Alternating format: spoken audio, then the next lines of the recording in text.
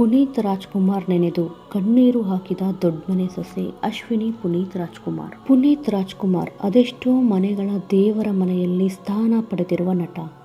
ಈ ನಟ ಇಂದು ನಮ್ಮ ಜೊತೆಗೆ ಇಲ್ಲ.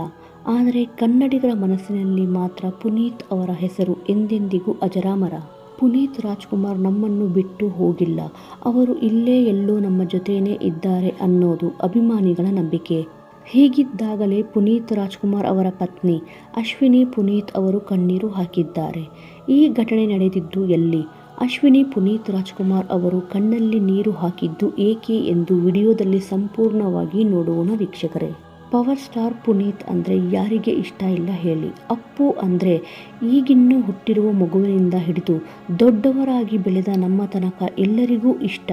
ಯಾಕಂದರೆ ಬೆಟ್ಟದ ಹೂ ಸಿನಿಮಾದಿಂದ ಹಿಡಿದು ಗಂಧದ ಗುಡಿ ಸಿನಿಮಾ ತನಕ ಈ ನಟನ ಸಾಧನೆಗೆ ಈ ಭೂಮಿ ಮೇಲೆ ಬೇರೆ ಯಾರೂ ಸಾಟಿ ಇಲ್ಲ ಅಂತಾನೆ ಹೇಳಬಹುದು.